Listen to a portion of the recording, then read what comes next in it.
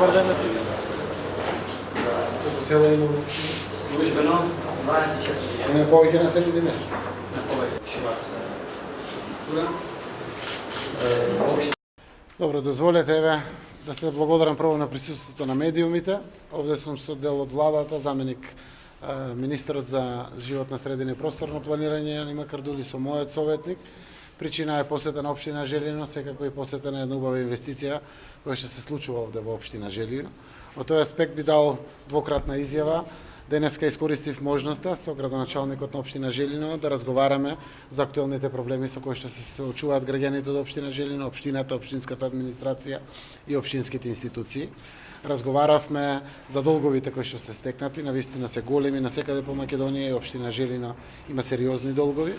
Сакам уште еднаш да искористам приликата да апелирам до сите градоначалници, пред се до секторите за финансии или оделенијата за финансии во општините, да ја пополнат апликацијата на Министерството за финансии за долговите кои што ги имат, како еден од последните чекори, за да можеме да склучиме договори со банките, некаде околу 125 милиони евра, за да можеме да ги преку кредит рефинансираме овие трошоци, да им помогнеме на општините.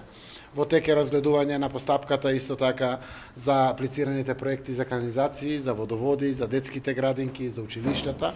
Се многу важни инфраструктурни проекти. Уште еднаш за да ја запознам јавноста и овде во Желино, но и цела Македонија. Имаме 12 милиони евра останато пари во транспорт и врски за канализации и водоводи.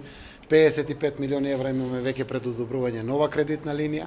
35 милиони имаме од ТАФ и 25 милиони денари имаме од резерви од заштеда на јавните предпријатија.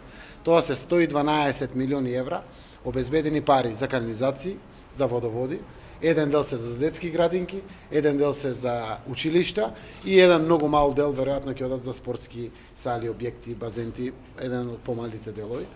Во моментот економскиот совет на државата донесе и одлука да разговараме со банките кредитори да обезбедиме некои 50 до 70 милиони евра пари за локални патишта. Знаете дека за регионални патишта имаме огромни милиони евра, 270 милиони евра, но и локалните патишта се многу важни.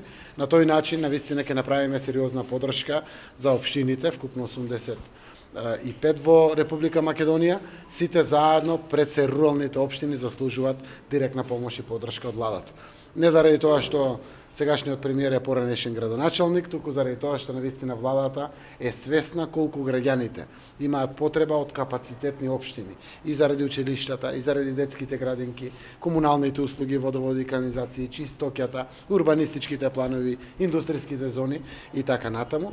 Убеден сум дека руралните општини ќе добиват се повеќе и повеќе на важност. Една од поголемите рурални општини во Македонија е општина Желино.